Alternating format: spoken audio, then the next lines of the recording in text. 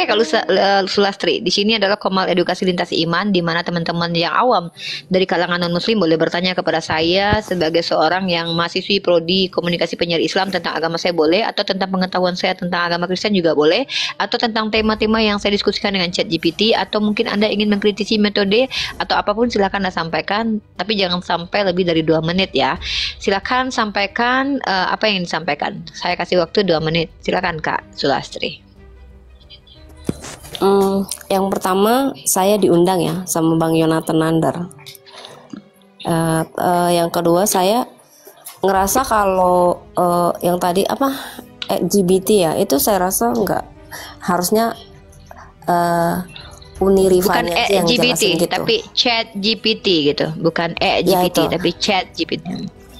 Ya apapun itu, maksud saya lebih bagusnya Unirifa sih yang ngejelasin daripada yang kayak gitu-gitu. Saya rasa kayak boleh aja dong nanti orang kira itu memang udah di ini atau apa segala macam. Kalau kita nanyanya versi Kristennya, kalau itu nanya versi Budanya, bisa aja kayak gitu kan. Jadi dia menjelaskan versinya ini gitu. Tapi kalau Unirifanya yang menjelaskan, saya rasa itu lebih tepat sih daripada Oke. memakai teknologi yang kayak begitu. Pertama, yang harus Anda pahami adalah dalam Undang-Undang Penistaan Agama, salah satu hal yang harus dihindari oleh pendialektika lintas iman adalah menginterpretasikan kitab suci orang lain atau menjelaskan kitab suci orang lain. Makanya saya tidak akan mungkin menginterpretasikan kitab suci orang lain, hanya bisanya bertanya. Yang pertama itu, walaupun saya paham secara kontekstual, tekstual, ataupun dogmatis dari Kristen sendiri, tetap saya tidak boleh menginterpretasikan di ruang publik, karena saya akan dijerat oleh Undang-Undang Penistaan Agama. Itu yang pertama. Yang kedua adalah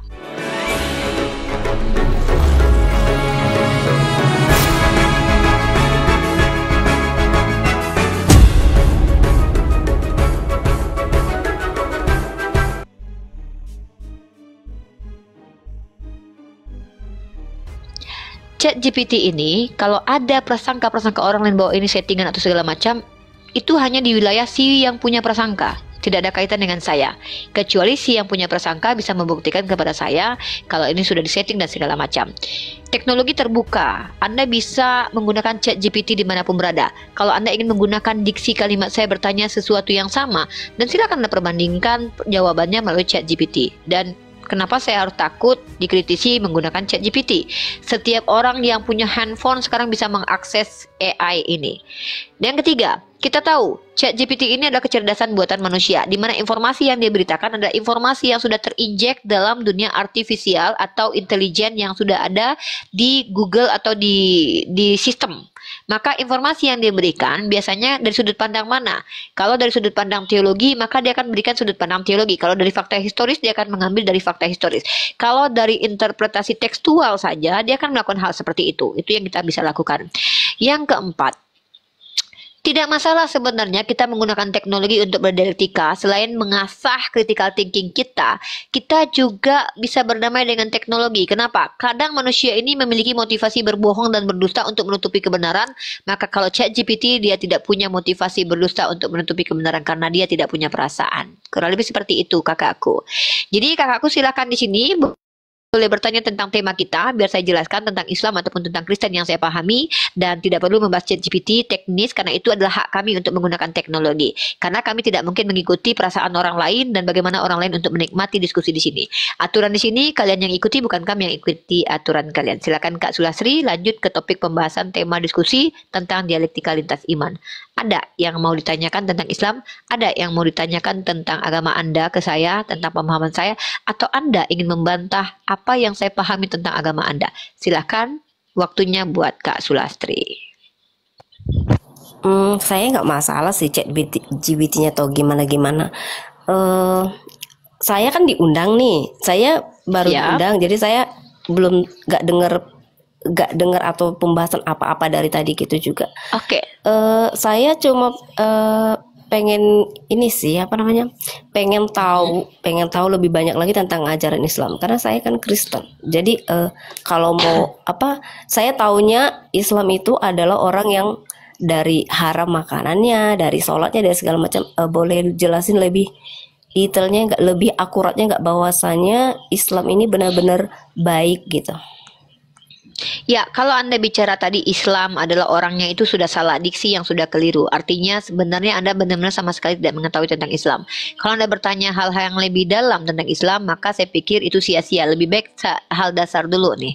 Apa yang dimaksud dengan Islam, apa yang dimaksud dengan kebaikan dalam perspektif Islam. Sepertinya itu saya akan ajak Anda untuk turun memberikan paham tentang Islam secara fundamental ya. Mungkin dari materi dasar dulu nih. Anda harus bedakan antara Islam dan Muslim. Islam itu bukan orang, Muslim lah yang disebut dengan orangnya gitu. Islam itu adalah ajarannya. Maka kalau Anda katakan bahwa orang Muslim itu diajarkan sholat, diajarkan begini, itu betul. Itu yang namanya syariat. Apa itu syariat? Aturan-aturan yang datang dari Allah Subhanahu Wa Taala yang harus dilakukan oleh umat Islam di dunia ini, menunjukkan koneksinya kepada Tuhan dan koneksinya kepada manusia. Atau dalam kaidah Islamnya, bahasa Islamnya itu hablu minallah, hablu minanas, dan itu adalah implementasinya adalah syariat. Nah, kemudian apakah Islam ini adalah orang-orang baik? Tidak ada istilah ketika kamu menjadi seorang muslim kamu pasti baik. Karena justru ketika kamu menjadi muslim kamu harus mengimplementasikan kebaikan sesuai dengan apa yang diperintahkan kepadamu. Gak ada ceritanya ketika kamu jadi Islam langsung berubah jadi malaikat. No, tidak seperti itu, ya. Karena Islam adalah ajaran yang menuntut manusia beragama Islam itu yang disebut dengan muslim untuk mu'min dan muhsinin dan mukhlisin. Artinya orang Islam itu dituntut untuk beriman, bersikap ahsan, dan bersikap ikhlas. Nah, jadi kalau Anda bertanya hal-hal yang sangat fundamental tentang Islam, pokok apa dulu nih yang Anda ingin ketahui? A. Topik konsep ketuhanan. B. Konsep kenabian, konsep kitab suci, atau konsep hukum syariat, atau konsep manusia, malaikat, jin, dan yang lain-lain. Mungkin lebih baik ke satu tema dulu biar saya jelaskan secara terperinci, insya Allah mudah dipahami. Dan ini masuk silabus materi kristologi yang insya Allah saya akan buatkan untuk siapapun. Silakan Kak Sulastri, mau bertanya tentang apa? Saya belum bertanya tentang keselamatan aja nggak sih? Bagaimana seorang muslim itu memandang keselamatan gitu? Baik, kami diajarkan secara tekstual dan menggunakan ayat yang sangat eksplisit, sangat ayat Muhammad. Istilah ayat Muhammad ini adalah ayat yang jelas, tidak perlu ditafsir pun bisa dipahami. Dalam surah Al-Baqarah saya bacakan, A'udzubillahi minasyaitonirrajim, Bismillahirrahmanirrahim, wa basyiril ladzina amanu wa amilus solihat anna lahum jannatin tajri min tahtihal anhar. Allah mengisyaratkan bahwa beritakan kabar gembira kepada orang yang beriman dan beramal soleh, Allah akan berikan surga. Maka secara eksplisit Islam melalui Al-Quran, firman Allah yang dibawa oleh Nabi Muhammad, menegaskan bahwa keselamatan itu datang ketika orang itu memiliki kriteria beriman dan beramal soleh. Kurang lebih seperti itu Kak Sulastri. Beriman itu yang seperti apa, beramal soleh seperti begini. Soalnya aku kan tinggal di Indonesia yang mayoritas muslim ya. Jadi teman-temanku banyak muslim yang bilang, oh harus sholat 5 waktu, yang nggak sholat 5 waktu nggak masuk surga, atau yang puasa, yang nggak puasa nggak masuk surga. Itu yang selamat itu yang seperti apanya dulu gitu maksud saya. Saya ulangi sekali lagi ya, yang selamat itu yang beriman dan beramal soleh. Mengaku beriman tidak beramal soleh itu namanya munafik, sama saja dengan kaum kafir. Jadi kriterianya itu harus sejalan. Sebenarnya ini ajaran yang sama dengan Yakobus, iman tanpa perbuatan itu mati. Artinya ketika kita beriman, percaya kepada Allah sebagai Tuhan, Nabi Muhammad sebagai Rasul, dan kita ikuti apa perintah dan larangannya, maka kita implementasikan dalam keseharian. Amalan soleh adalah apa yang dianjurkan, yang diperintahkan untuk dilakukan. Amalan buruk adalah perbuatan yang diharamkan untuk dikerjakan. Jadi ketika kita sebagai umat Islam beriman kepada Allah sebagai Tuhan, beriman kepada Rasulullah sebagai Nabi, beriman kepada Al-Quran sebagai kitab suci, beriman bahwa ada hari akhir, beriman bahwa ada malaikat, maka pada dasarnya kita harus mengimplementasikan iman itu dengan bukan hanya di lisan saja. Makanya iman itu menurut para ulama adalah ikrar bilisan, diucapkan dengan lisan.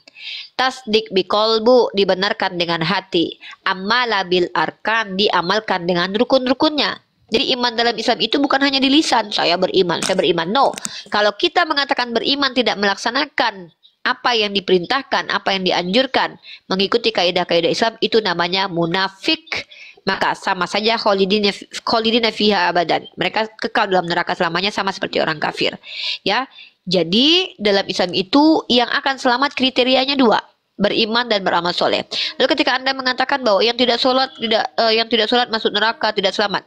Sebenarnya bukan yang tidak sholat, tapi yang tidak mengikuti aturan Islam, perintah Allah Subhanahu wa taala yang eksplisit dalam Al-Qur'an yang menjadi kewajiban dan rukun kemudian, maka bagi dia tidak akan selamat. Karena apa? Dia munafik, percaya katanya kepada Allah tapi tidak ikuti perintah Allah. Tapi bagi kami umat Islam yang tidak mengikuti anjuran Nabi untuk kebaikan kami seperti tidur miring kanan, minum sambil duduk, masuk ke toilet kaki kiri duluan, keluar kaki kanan, itu anjuran untuk kebahagiaan dunia akhirat. Kalau tidak kami ikuti tidak berdosa, tapi kami rugi. Tapi kalau aturan yang eksplisit dalam Al-Quran yang diwajibkan oleh Allah masuk ke dalam rukun tidak dikerjakan, maka berdosa. Apakah orang berdosa pasti masuk surga? Belum tentu. Kenapa? Bisa jadi dia mendapatkan manfaat dari perbuatan-perbuatan lainnya. Karena dalam Islam Allah itu adil. Ketika Anda melakukan dosa mencuri permen 1000 tidak sama dengan orang yang membunuh 1000 orang. Maka sesuai dengan dosa Anda yang mungkin dosa-dosa sebagai manusia naturnya kita pasti salah, maka dosa itu bisa dihapuskan dengan kafarat di dunia. Seperti apa? Bersabar ketika sakit, kemudian melaksanakan amalan soleh dan kemudian bertobat, kemudian banyak bersedekah, maka itu menghilangkan dosa. Karena dosa itu ada sesuatu yang tak terlihat, tak terukur, tak terjewantahkan, tak terpegang. Hanya Allah yang tahu berapa, bagaimana jumlahnya, panjangnya, besarnya. Maka dosa itu bisa dihapuskan, bisa ditambahkan. Begitu juga dengan pahala. Maka apakah orang yang masuk surga itu adalah orang yang tidak pernah berdosa? Tidak. Tapi bisa jadi dia adalah orang yang berdosa kemudian bertobat, maka dihapuskan semua dosanya, maka dia akhirnya bisa masuk surga. Orang yang seperti apa yang seperti itu? Wallahu a'lam bishawab, hanya Allah yang tahu. Karena saya bukan Tuhan, tentu Allah lah yang lebih tahu. Seperti itu. Saya lebih konkret ya jawabannya dari ChatGPT ya. Saya kesurupan ChatGPT ini. Silakan Kakak Sulastri. Berarti dalam Islam itu kurang lebih mirip-mirip juga dengan ajaran Kristen ya, bahwa iman tanpa perbuatan adalah itu ya. Kalau misalnya ada orang seorang muslim yang percaya mengimani Quran, hadis, percaya bahwa Muhammad itu utusan Allah, tapi dia tidak sholat 5 waktu contoh, terus puasa pun dia bolong-bolong, tetapi dia berbuat baik, amal ibadahnya baik, itu berarti kemungkinan selamatnya ada ya. Begini, kunci sebuah amalan itu adalah niat, Kak. Kalau ada orang tidak sholat, tidak puasa, artinya dia tidak ikuti perintah Allah, lalu dia berbuat baik. Bisa jadi niatnya nggak baik, cuman dia pengen terlihat baik. Terlihat baik dengan orang baik beneran beda, Kak. Ada orang terlihat baik, kayak Baim Wong, kasih uang 1 miliar. Belum tentu niatnya baik. Bisa jadi dia cuma pengen konten. Makanya dosa dan pahala itu hanya Allah yang bisa nilai, bukan kita. Di mata kita orang terlihat baik, belum tentu baik. Isi hatinya memang Kakak tahu, tidak. Maka kalau ada orang tidak sholat, dia tidak puasa, tidak ikuti aturan Allah, tapi dia terlihat baik, bisa jadi dia munafik. Kenapa? Karena di Islam itu bukan baik dan buruk parameternya, tapi benar dan salah, Kak. Benar menurut Islam ikuti rule Al-Quran. Itu, Kak. Jadi bukan baik dan buruk, Kak, tapi benar dan salah. Karena baik dan buruk itu subjektif. Setiap orang punya parameter baik dan buruk masing-masing. Tapi kalau benar dan salah itu universal, Kak, absolut, Kak. Ya, jadi itu benar dan salah itu absolut. Nah, maka kalau dalam Islam itu parameternya benar dan salah. Jadi kalau Kakak bilang ada orang Islam, dia baik, terus kemudian tidak pernah sholat. Menurut Anda dia baik. Tapi apakah dia benar-benar baik? Dalam Islam itu innama a'malu binniyat. Semua perbuatan itu kuncinya adalah niat. Siapa yang tahu niatnya? Jangan-jangan dia cuma pengen cari muka. Wallahu a'lam bishawab. Nah, tapi saya pengen fokus ke Kakak untuk menyanggah tadi. Mohon maaf, Kakak harus paham. Saya adalah orang yang belajar kristologi dan teologi dan skema teologi dan soteriologi. Tepat di tema penyelamatan ini judulnya dalam bahasa kristologinya, dalam bahasa Kristennya adalah soteriologi, penyelamatan. Tadi Kakak bilang kurang lebih sama seperti Islam. Saya akan katakan bahwa Kristen secara mainstream Konsep keselamatannya sangat kontradiksi dengan Islam. Tapi ajaran Yakobus dan Yesus sangat sama, selaras dengan Islam. Ini beda loh Kak. Dimensinya beda nih. Narasinya beda nih. Saya ulangi. Kristen dalam ajaran mainstream, ajarannya kontras dengan Islam tentang keselamatan. Karena di Kristen secara mainstream, percaya keselamatan itu butuh penumbalan anak manusia, butuh pembantaian anak manusia, dan hanya modal imani saja dalam soteriologi Calvinis kalau kakak tahu. Tapi kalau kita bicara ajaran Yakobus adalah surat jeram menurut Martin Luther, pendiri gereja Protestan kakak. Justru Yakobus yang adalah saudara dari Yesus sendiri itu mengajarkan bahwa iman tanpa perbuatan mati. Iya, kalau ajaran Yakobus sejalan, tapi ajaran Kristen tidak sejalan. Karena mayoritas Kristen lebih mengikuti ajaran Paulus yang mengatakan imanlah yang menyelamatkan. Jadi ini berbeda kakak. Saya nggak tahu kakak ini ngikut pemahaman doktrin soteriologi Calvinis, Armenian atau Universalis. Saya nggak tahu. Kalau kakak Calvinis maka kakak bertentangan dengan Yakobus. Ya, kalau Calvinis itu pendetanya Esra Soru tuh, Pak Budi Azali juga tuh. Mereka percaya bahwa dengan beriman saja, karena keselamatan itu kasih karunia, bukan karena kakak berbuat baik. Jadi kakak berbuat baik nggak berbuat baik tetap selamat sebagai orang yang beriman kepada Yesus sebagai juru selamat. Tapi menurut Yakobus iman tanpa perbuatan mati. Makanya para teolog Kristen intern kalian juga memperdebatkan hal ini. Ini sangat kontradiksi, makanya Martin Luther menganatema lah surat Yakobus itu, tempat tidak dipercayai sebagai kitab suci begitu. Itu secara fakta sejarah kehadiran Kristen kakak. Silakan kakakku, mau ditanggapi boleh, mau disanggah juga boleh, asal pakai data ya. Enggak sih, kalau saya pakai data itu kurang. Gini, ini nih, boleh. Kalau misalnya gini nih, saya kan Kristen nih. Saya tidak mengimani bahwa Muhammad itu utusan Allah, atau nggak usah contoh saya, orang lain misalnya yang berbuat baik itu banyak menolong orang memang dengan niatnya menolong seperti itu, tapi dia bukan Islam atau dia tidak mengimani Quran dan tidak mengimani bahwa Nabi Muhammad ini utusan Allah gitu. Tapi dia berbuat baik, ada nggak dalam agama Islam dia masuk ke surga? Oke, orang seperti itu dia bekerja secara jasmani kak. Dia tidak bekerja secara rohani, maka dia mendapatkan secara jasmani juga. Dia mendapatkan upah jasmani juga. Kalau saya pakai bahasa rohani dan jasmani ya. Dia hanya baik di dunia, maka dia akan dapatkan upahnya di dunia. Tapi untuk rohani atau akhirat dia tidak dapat apa-apa. Karena dia tidak terikat dengan syariat Islam, sehingga apapun dia kerjakan itu tidak membuat dia menambahkan amal soleh, tapi hanya menambahkan keuntungan dunia saja. Tetapi untuk pahala dia tentu tidak dapat, karena kriteria seseorang dapat pahala atau dosa ketika syariat sudah berlaku bagi dia gitu. Tapi orang kafir sebaik apapun perbuatannya akan dibalas di dunia, tapi dia hanyalah orang yang akan menempati neraka secara kekal.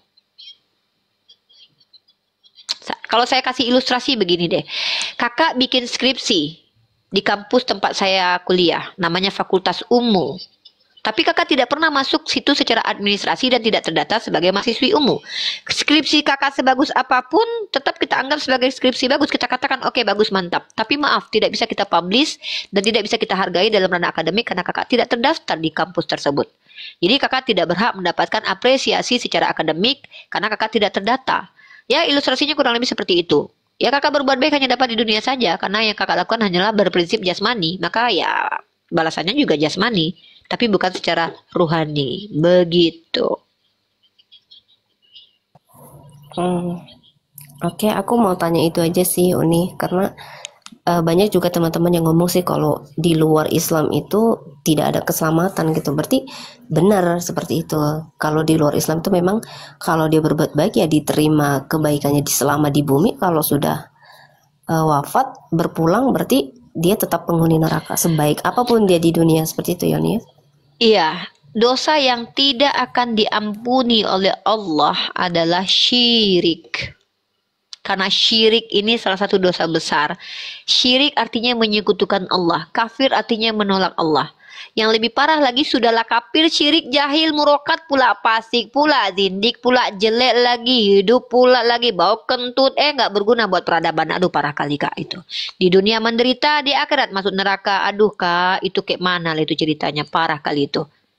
Ya, Kalau cuma sekedar kafir, nggak syirik, ya kan, bisa jadi nanti Allah berikan hidayah ketika bertemu dengan orang-orang mungkin saja seperti itu Kak di dunia Kak. Makanya Allah berikan, kalau sebagai bentuk kasih sayang Allah, iblis saja Allah berikan penangguhan waktu loh. Itu bukti Allah Maha Pengasih. Dan apalagi Kak ya, Allah berikan kepada orang-orang yang tidak menyembah kepada Allah rezeki yang banyak. Lalu bagaimana kami umat Islam ini bisa mengatakan Allah itu tidak Maha Pengasih? Ya, sementara orang yang tidak menyembah kepada Allah saja Allah berikan makannya tetap dikasih, hidupnya tetap dibiarkan, diberikan penangguhan waktu sampai dia berkali-kali mendapatkan Islamnya. Kayak kakak nih, kakak sekali dua kali ketemu saya, kakak ternyata menerima secara akal semua jawab pertanyaan yang kakak ajukan saya jawab. Secara hati nurani make sense. Tapi karena kakak terdogma, terdoktrin, kakak tolak itu. Maka kakak masuk ke dalam kafir yang masuk dalam surah Al-Baqarah yang tidak akan selamat lagi. Kenapa? Karena kakak sudah tahu itu benar, kakak tolak. Nah, beda dengan orang yang jahil, Kak. Jahil itu artinya mengamalkan sesuatu yang tidak ada dasarnya. Atau orang yang belum tahu tuh. Makanya Ustadz Muhammad Nuruddin itu pernah mengatakan di podcastnya, tidak semua non-muslim itu kafir. Apa maksudnya? Non-muslim itu tidak beragama Islam. Contoh, ada salah satu orang di pulau terdalam sana. Mereka terlahirkan dari orang tua yang tidak mengerti Islam. Apakah dia masuk neraka ketika mati? Wallahu a'lam bishawab. Makanya ada ahlul fatrah namanya. Ahlul fatrah itu apa? Orang yang belum dapat informasi. Maka Allah memaklumi mereka, itu urusan Allah. Tapi ketika mereka sudah dapat informasi yang baik dan benar, tercerna oleh akal, tak tertolak, hati nurani menerima, tapi karena kedengkian, kebusukan hati, kebencian kepada Nabi Muhammad, kebencian kepada orang Arab, kebencian kepada Islam, dia menolak. Ini yang disebut dengan kafir. Jadi Kak Sulastri, dalam Islam itu Allah Maha Adil. Semua esensi yang saya ceritakan tidak sedikit pun menggoyahkan keadilan Allah, justru menunjukkan betapa Allah Subhanahu wa Ta'ala sesuai dengan asma wa sifatnya, yaitu Ar-Rahman Ar-Rahim. Bahkan kakak yang tidak menyembah kepada Allah saja, Allah tetap berikan rezeki, Allah tetap berikan hak untuk hidup, Allah berikan kesempatan untuk bertobat, Allah tetap pertemukan dengan saya.